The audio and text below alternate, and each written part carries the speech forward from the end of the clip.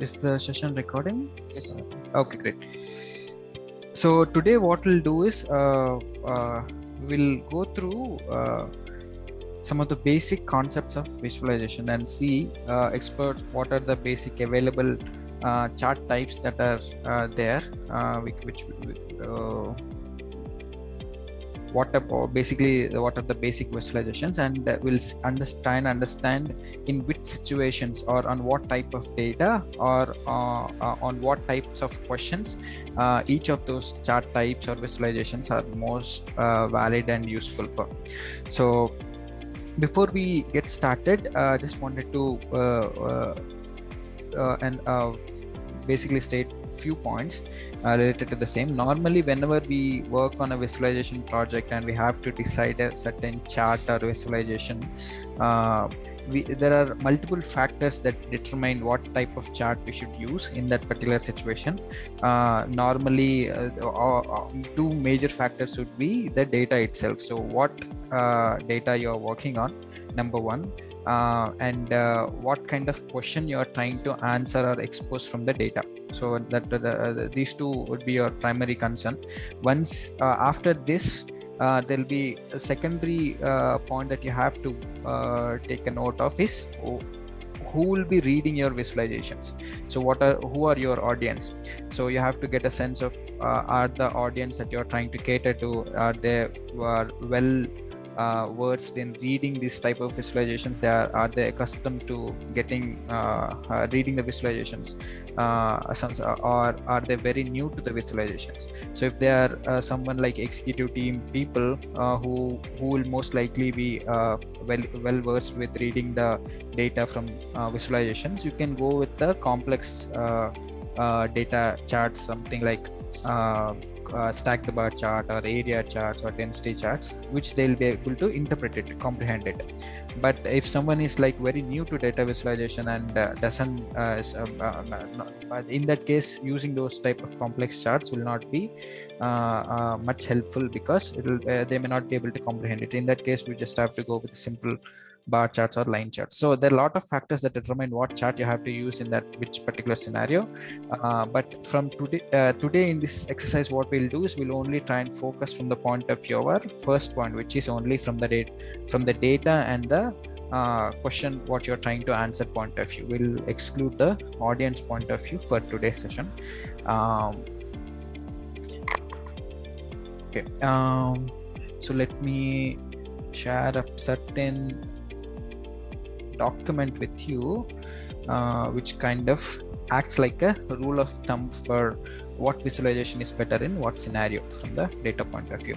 I hope you can see the visualization, and that let me know if the text is not readable. If it, I know it's a slightly small font, but anyway, I will read through it, so that way you'll be able to easily understand. So okay, so normally whenever you have a data and you want to show something from the data, most likely the question that you have in mind would there is a likely chance that it will be covered by either of these four types of questions. You are showing you're trying to show either of these four types of visualizations. So and we will go through what each type of visualizations are, and we'll try and see where each of these we'll see different variants of each of these visualizations and where each of those variants are most appropriate to use for. So first we have something called a distribution. Okay, we'll start from the right. So we have something called distribution. This is something that we all are aware of. So they are otherwise called as density plots. And so we have different variants of distributions. So on the first distribution chart, we have something called a branch called single variable. So when we are trying to get a density or a distribution of single variable, there is something called few data points, and that single variable distribution is split into few data points and many data points. Let's quickly jump to Tableau and see what these different variants are and how they are different from each other. So first of all, we have single variable, few data points, right? So let's go to Tableau. Let's say I want to look at my distribution of number of orders. Okay, just hey, I want to see. Let me connect to my samples per store data, and let's say I want to just look at my distribution of orders across my quarters in the year. Okay, so I'll just select my quarters.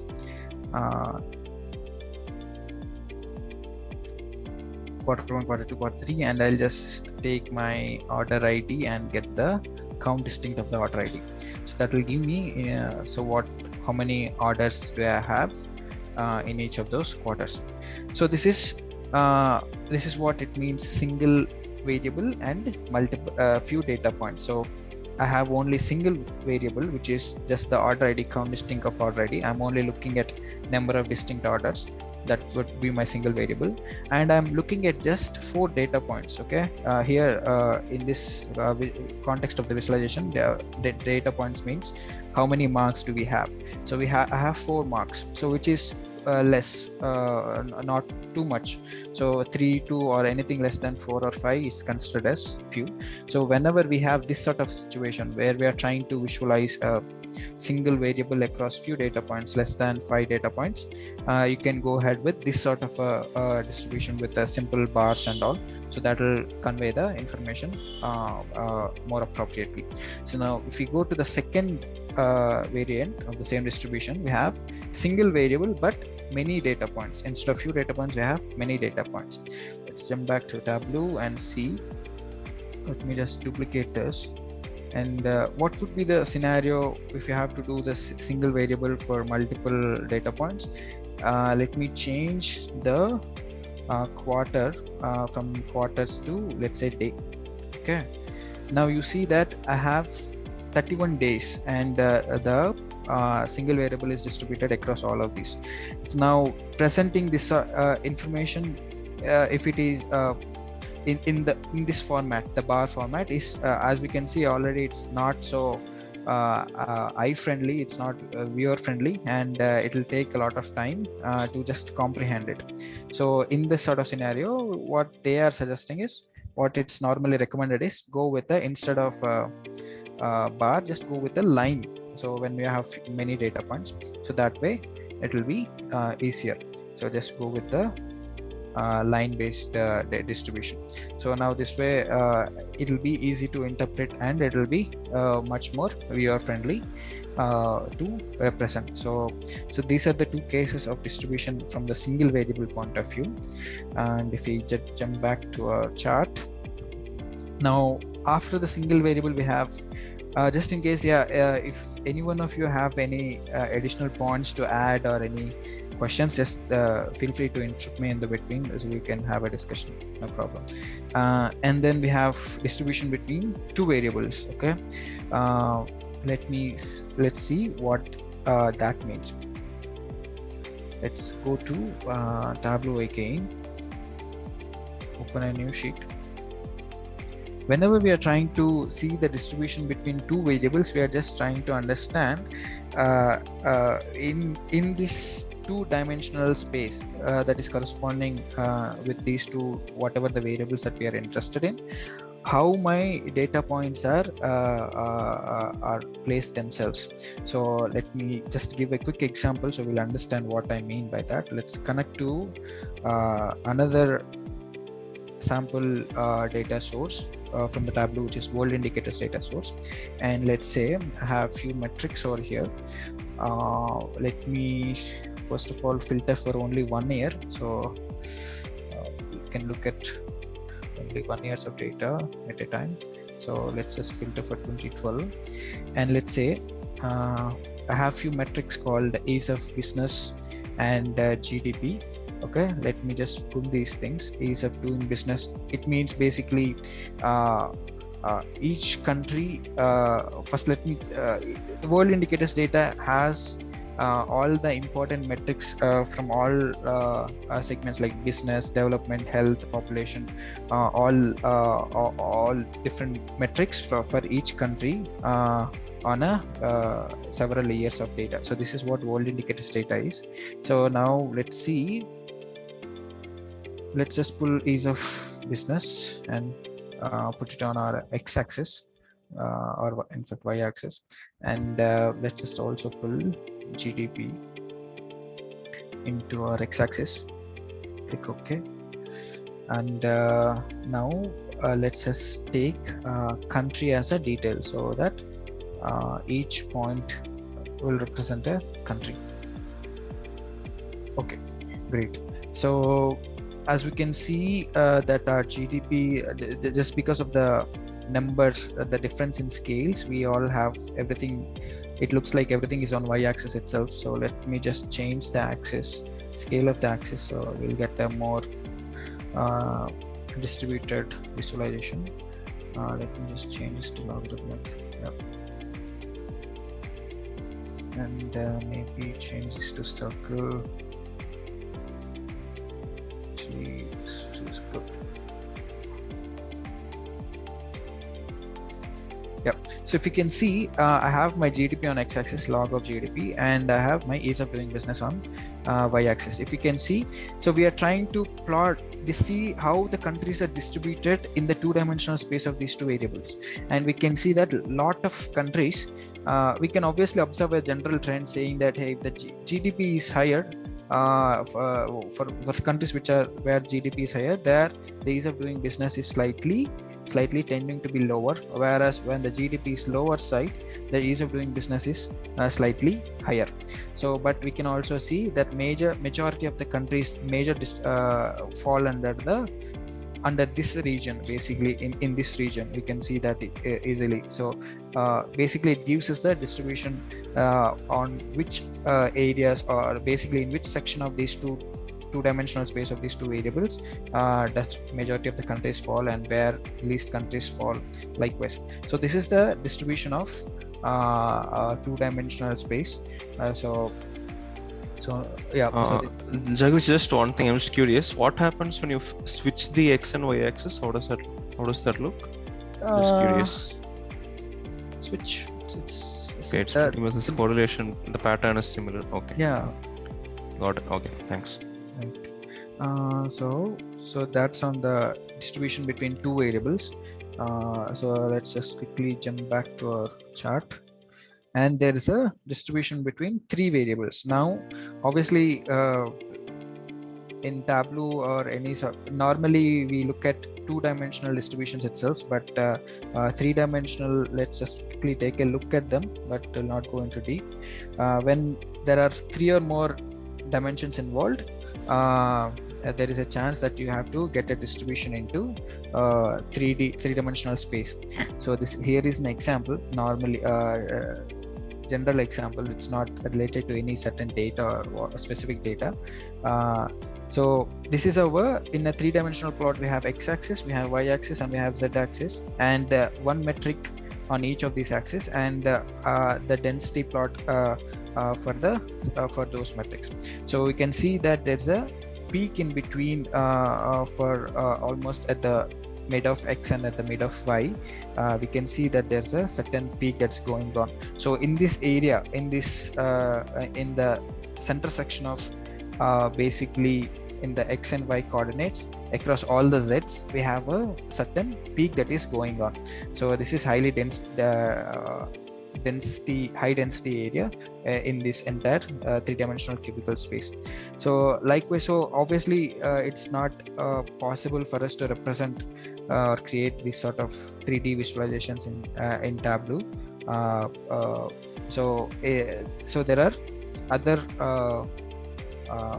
visualizations that can interpret the convey the same information that is conveyed by the three-dimensional plot in a 2D. So we might be all familiar with this. There's something called contour plots.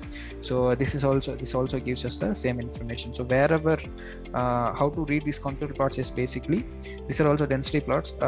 Wherever you see the lines which with close proximity, the distance between those lines are very less, there it means that is the region where your density is high, and wherever the distance is low, that is the region where your density is low.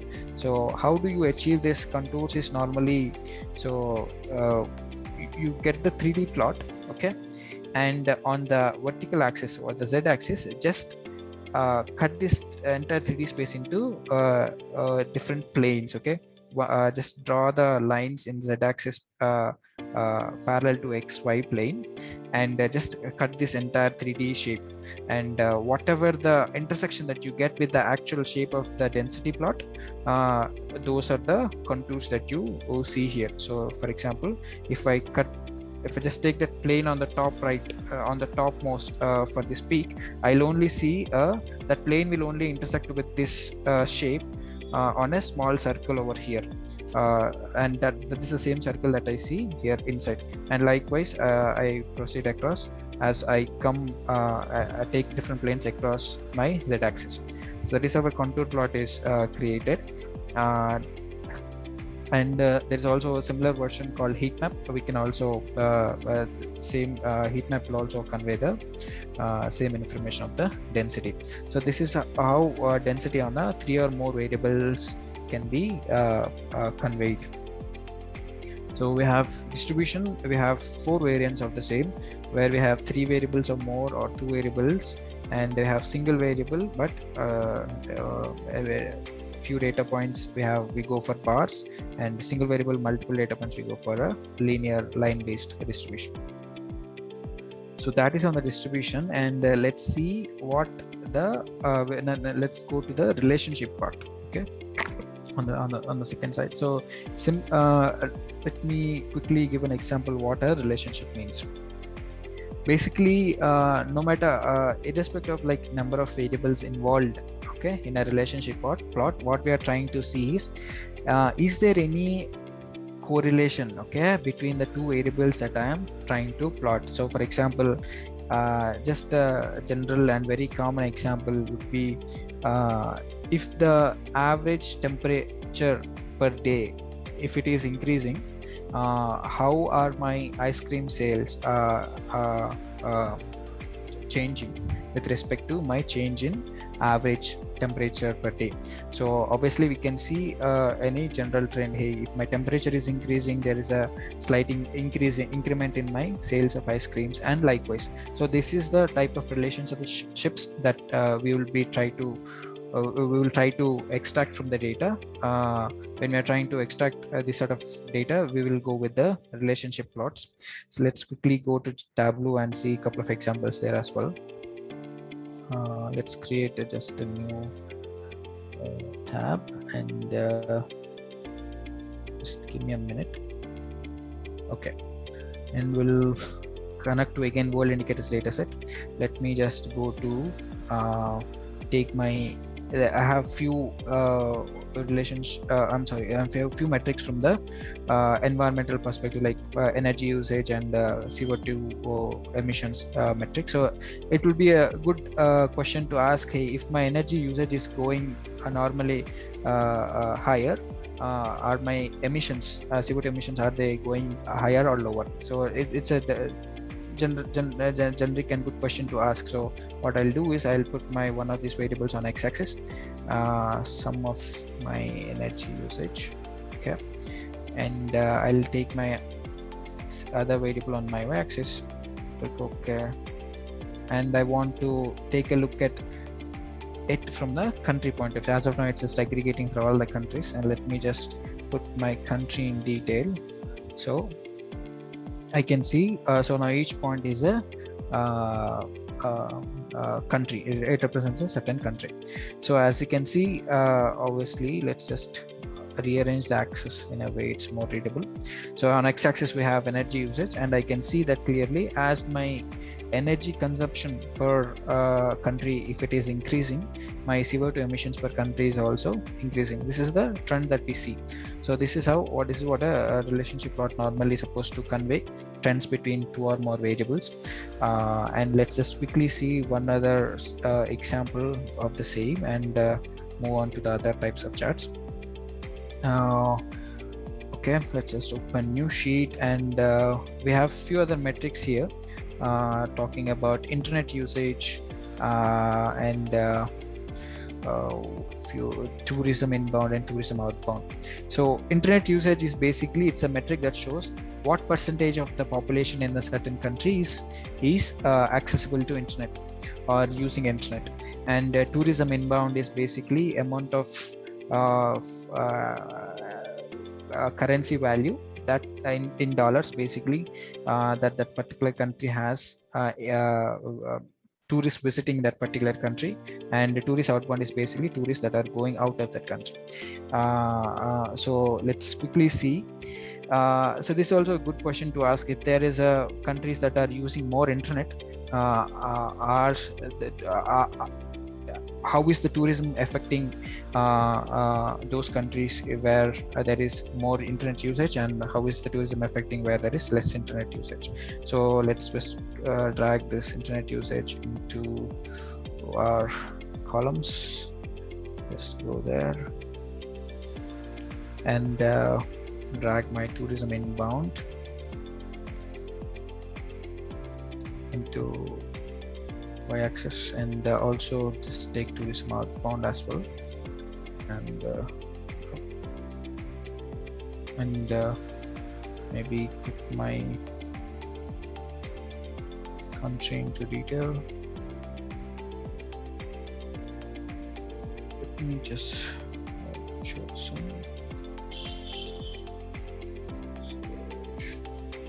Just a minute, just checking a few things.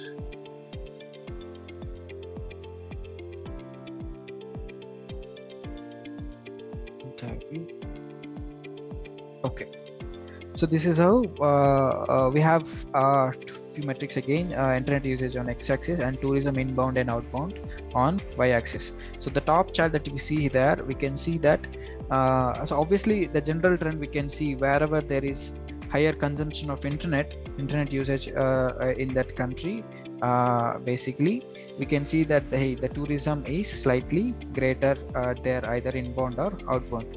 So yeah, so these sort of relations, when we are trying to answer these sort of questions between variables, this is when scatter plots or like this will be helpful and more appropriate to use. And the other variant we have under the same relationship sections is that when there are 3 or more variables involved. So as of now, till now, we only looked at 2 variables in each chart. So just one on x-axis and one on y-axis. Let's say if there is one other metric that we want to simultaneously find out the relation for. In that case, let's take for example GDP. I want to see, I know each point represents a certain country, and I want to see tourism inbound and internet usage and GDP, all these 3 relations between all these 3 variables simultaneously.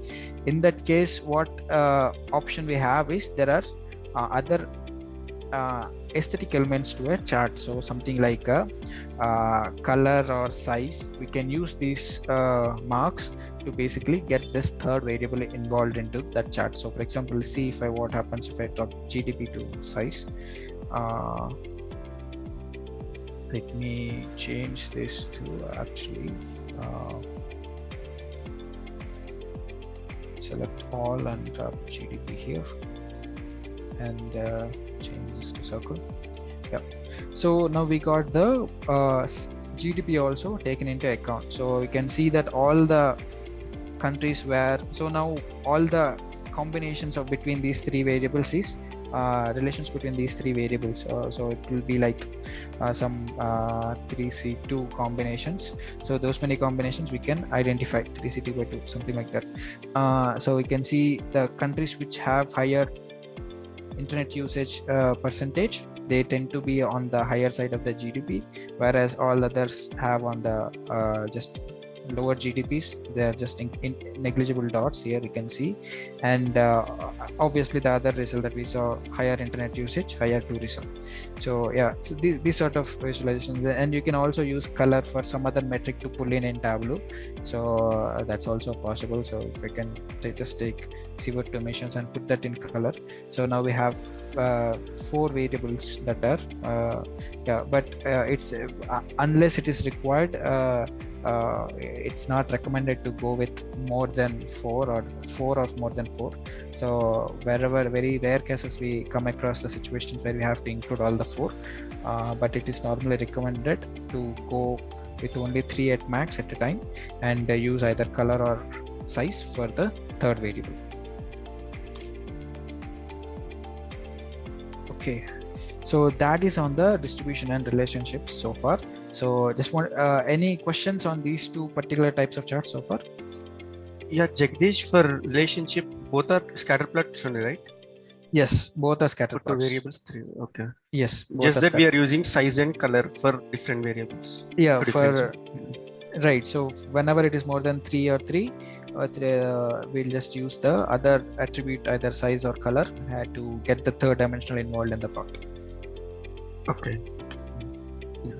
Just to add on the relationship point, right?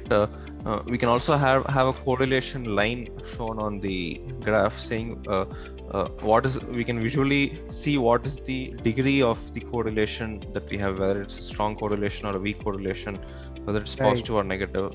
Right. And, yeah, so something like this, right? Yes, exactly. So something like this. This is not. And if you just hover over that line, it will also show you that regression equation as well. Okay. Yeah, that's on. So it has that R squared, and it has that P value, which tells you whether that correlation is significant or not. Correct. So yeah, that's a good point, Sai. So we'll get back to this in some other session in more detail. We'll understand what those P value and R square mean and how to interpret those values later. Okay. Jagdish, yeah. Shravan. So in a relationship, there are 2 things, right? 2 variable and 3 variable. Yeah. So actually, in first 2 variable, we considered sum of this tourism inbound and outbound as a 1 variable, or these are 3 variables. No. So when we are talking about number of variables, we need to look at number of variables per chart. Okay. So here we have 2 charts, one chart on the top and one chart below. And for each chart, there are only 2 variables. So if we take top chart, on x-axis we have internet usage variable, on y-axis we have tourism inbound variable. I mean, if I go to the if I remove all this size, voila. Okay, if I remove the size, now I have only 2 variables, x-axis and y-axis. And for the bottom chart also, I have only internet usage and tourism outbound. It's like having two separate charts. It's just that they are distinct. On the top chart is giving in tourism inbound, and the bottom chart is giving tourism outbound related information on the y-axis. No problem. Okay. So that's on the relation side, and we'll try and go to the comparison. Okay. So comparison normally means there are 2 broad variants under comparison segment.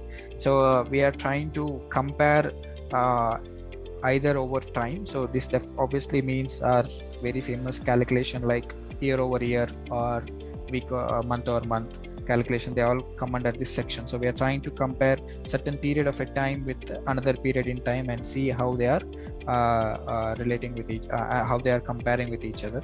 So that is one part. And the other part is obviously we are trying to compare not across time but across other items. So for example, when we are trying to see a market share, okay, in the mobile segment, you can see Samsung or Apple, so iPhone. So we'll see, we'll compare across companies, not across time. So these are the broad types of comparisons that can happen. One is over time comparisons, and the other is just among the items, other category comparisons. So we'll take a look at first the overtime comparisons, and under the overtime comparisons we have two other sections as well. So let me just zoom in if I can. Yeah, so we have something on the rightmost side. We have few periods, and few periods in the sense that when we are trying to compare across few time periods. Okay, and under the few time periods we have many categories. We are under the few periods we are trying to compare across few categories or many categories. Let's just quickly go to Tableau and see what these mean as well.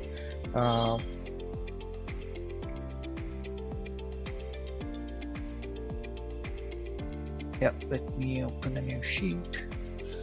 Okay, now let me connect to samples per store. Okay, first we are trying to compare over time. So obviously I'll bring in my time related, date related field. So order date onto my x-axis, and what level I have to choose. So for the time being, let me go with year, and I'll explain why we are going with year in this example in a minute. So I have my 2017, 2018, and 2019 4 data points. So basically I have four data points, and let me just look at sales. So yep, I have sales as a line, and if I go back here to our chart, I can see, okay, over time I got my time period, few periods. So I have less than 4 or 5 data points, which are just basically I have, since I have at the years, I'm just looking at 4 data points. So few periods that satisfies, and many categories. Okay, so obviously it's simple to comprehend. So I'll just drag maybe subcategory field into color. So that will give me let me just view. Yeah, so that will give me for each of the subcategory a single line across all these 4 years, and saying that how the sales have been going across.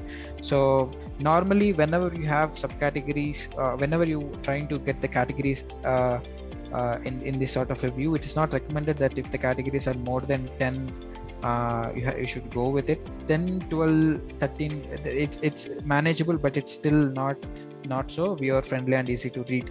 So at max some less than 10 is recommended, but since in this category we have 12 categories, we just went with it. So yeah, so normally, but less than 10 is what is recommended. So this is what it means for our first type of comparison chart, the rightmost one, few periods but many categories.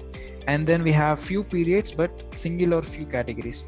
Obviously when the categories are less than 4 or 5, it corresponds to the same. So instead of let me just duplicate this at the same level, on the same year level, I'm trying to just remove subcategory and pull category in. So I have just 3 categories. So showing lines at this point is not so viewer friendly again. So whenever we have more than 5 or 6 categories, it's recommended to go with lines. But when we have less than 5 categories, it's optimal for us to go with the option called it's what do we call this? It's a type of bar chart, clustered bar chart. Yeah, clustered bar chart. So we just have to arrange it in a way of thereby. Yeah, so in 2017, what are the sales? Let me color it accordingly with the right category.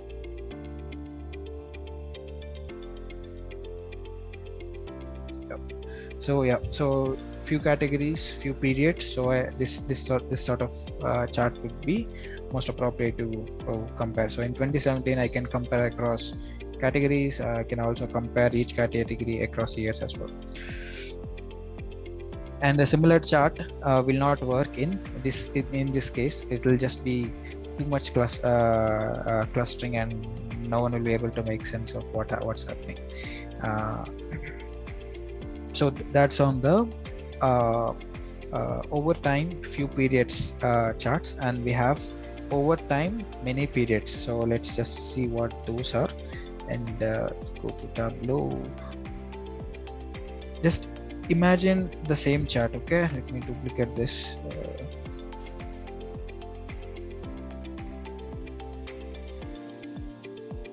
It's actually similar to this. Let me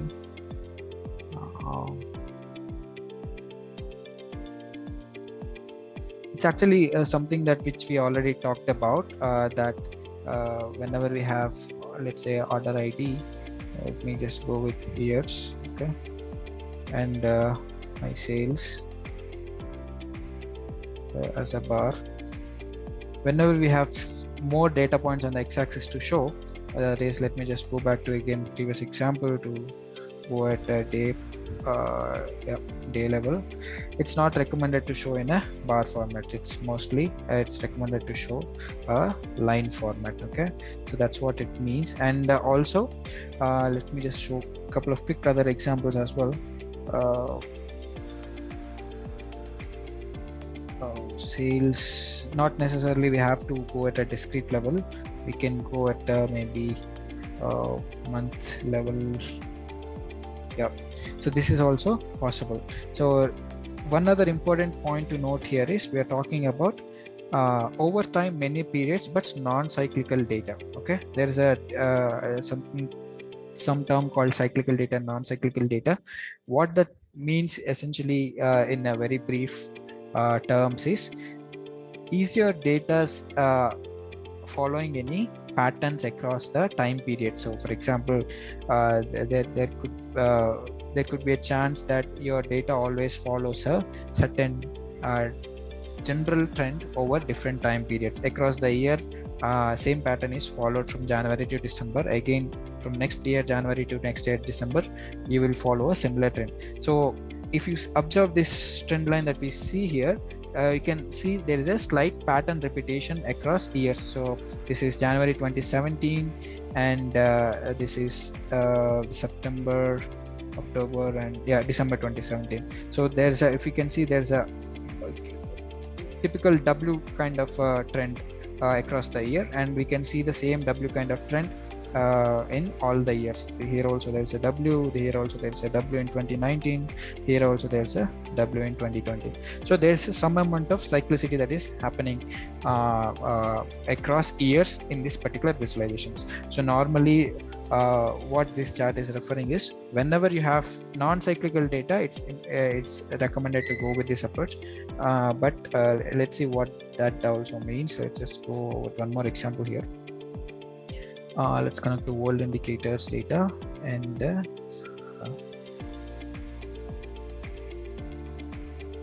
just get the year column. Okay. Here actually there is only year level information that is given. There's month or day, it's not given. So let's just go with it for the time being, and let's just see maybe our CO2 emissions and energy usage. Yeah, so we can see here we are not observing any trends across across the periods. So maybe I'm not sure if we can have the ability to drill down to months, we might be able to see some trends, but normally this sort of data where CO2 or energy uses doesn't follow generally any trends, any cyclicity related trends. They normally tend to go in a either increasing trend or decreasing trend overall without any following any certain cyclicity pattern. So in this sort of scenario, when data is not following any cyclicity pattern, it's recommended this way. So let's quickly jump to our other last part for the today's session, which is cyclical data. So we have many periods, but we want to look at cyclical data. Let's understand first of all what cyclical data is and where it is normally used. So there's one very good article that I found which explains the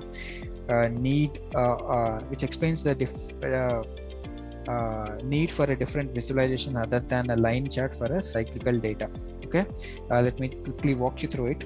So what this author of this article is trying to explain here is he has some 3 charts. Okay, in these 3 charts he is trying to convey a importance of a need for new visualization, new type of visualization for cyclical data. So for example, the first chart we see here, So I don't know how much you can see it, but what it's trying to show you here is percentage of the population shopping throughout the day in Norway. So we have on the x-axis we have time, okay, from starting from midnight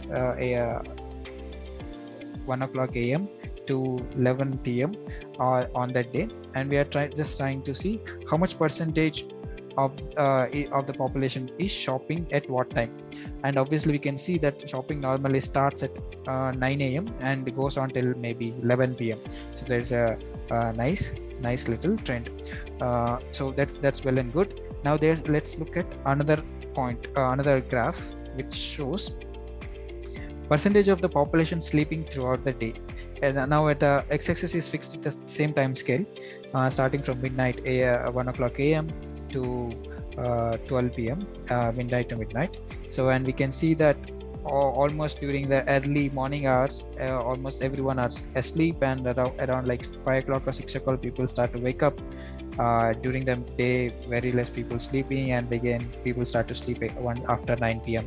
It goes up until back to 100%. Now, very interesting point that we need to observe from these two charts is if we see the x-axis for all these two charts are static. I mean, they are fixed on a same time scale, from starting from midnight to ending to midnight.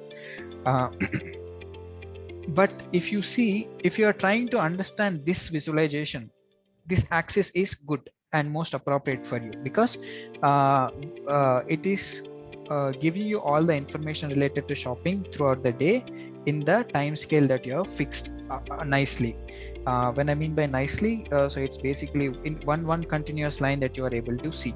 But whereas the same time scale, when it comes to when we are trying to observe the sleeping pattern, it's discontinuing in between. Okay, so for example, people who are trying to observe sleeping patterns, this axis is not set right for them.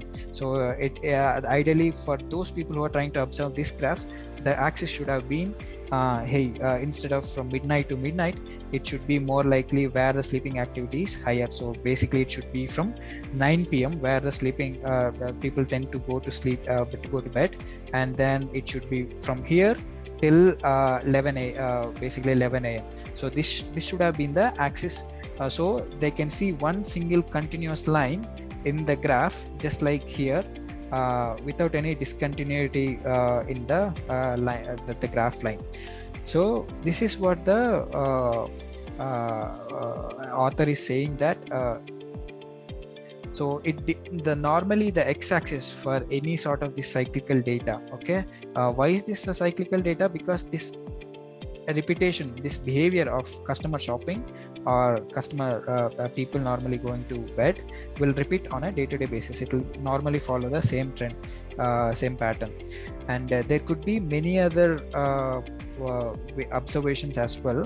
If we can see here, this is another chart which gives us, okay, the gray area is showing basically the percentage of people sleeping. It decreases, and in that area during the daytime, what are the other activities that normally people do in terms of percentage. So if you see the axis here, okay, it is now changed from the earlier axis. Earlier it was midnight to midnight. Here it is now more likely from 4 a.m. to 4 a.m. So we can see the sleeping trend and a one single continuous line, rather than it breaking, starting abruptly from the beginning of the chart and breaking in between at the end of the chart. So for people like who are interested in understanding this sort of trying to see these sort of activities or sleeping trends, the x-axis will be more suitable to have from 4 a.m. to 4 p.m. Now, but that is to say it's more symmetrical this way, right? Yeah, it's basically more viewer friendly and conveys more information on when people are observing sleeping trends. So, but this would be the wrong axis to show if they are trying to understand this one, shopping activity, because again, now if you show 4 a.m. to 4 p.m., this line will take a break. So it will basically 4 a.m. to